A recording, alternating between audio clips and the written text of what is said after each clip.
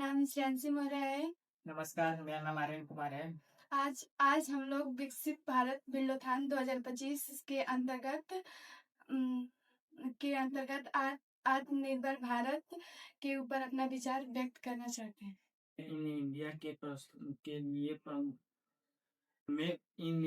के लिए प्रमुख समस्या उचित उत्पादन लगता है और कम उत्पादन इन चुनौती के कारण चलाया गया एक अभियान है जिसका उद्देश्य विदेशों से निर्भरता कम या लगभग खत्म करके मेक इन इंडिया को प्रोत्साहित करना है। समस्या मेक इन इंडिया के लिए प्रमुख समस्याएं खराब बुनियादी ढांचा, कुशल श्रमिकों की कमी, उच्च उत्पादन लागत और कम उत्पादन। इन चुनौतियों के कारण स्थानीय, घरेलू और विदेशी निवेशकों करने में कठिनाई का सामना करना पड़ता है।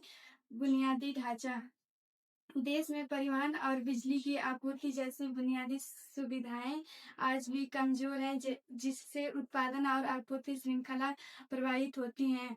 कम उत्पादकता भारतीय कारखानों की उत्पादकता चीन, अमेरिका, फ्रांस जैसे अन्य देशों की तुलना में कम है। उच्च लागत भारत में उत्पादन की लागत अधिक है और घरेलू इकाइयों के लिए बड़ी विदेशी कंपनियों के साथ प्रतिस्पर्धा करना मुश्किल है। सबसे बड़े लोकतंत्र होने के कारण बाद वे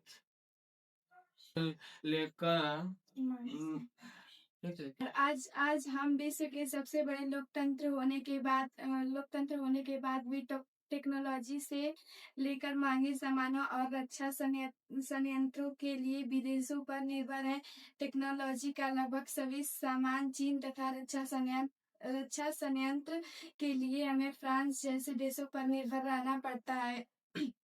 फ्रांस जैसे मनमानी ढंग से अपने सामानों की कीमत बढ़ा कर हमें आर्थिक संकट में डाल सकते हैं।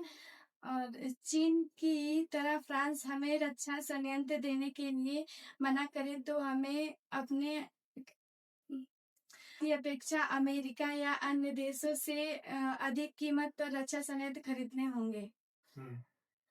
प्रभाव मेक इन इंडिया के प्रभाव से आर्थिक विकास में तेजी, घरेलू निर्माण को बढ़ावा, रोजगार सृजन, आयात पर निर्भरता में कमी और राष्ट्रीय सुरक्षा में वृद्धि होगी। घरेलू निर्माण यह मेक इन इंडिया के साथ मिलकर घरेलू निर्माण को प्रोत्साहित करता है, जिससे उत्पादन और निर्यात दोनों में ही वृद्धि होगी। रोजगार सृजन भारत के युवाओं को रोजगार के अवसरों में बढ़ावा मिलेगा, जिससे युवाओं की नौकरी को लेकर विदेशों पर निर्भरता कम होगी। इसके लिए भारत सरकार को कुछ मजबूत कदम तथा आर्थिक पैकेज देने होंगे। स्थानीय उद्योग के मजबूत करना, सुरक्षा सरकार ने आत्मनिर्भरता को बढ़ावा देने के लिए मई 2020 में 20 लाख करोड़ रुपए के आर्थिक पैकेज की घोषणा की।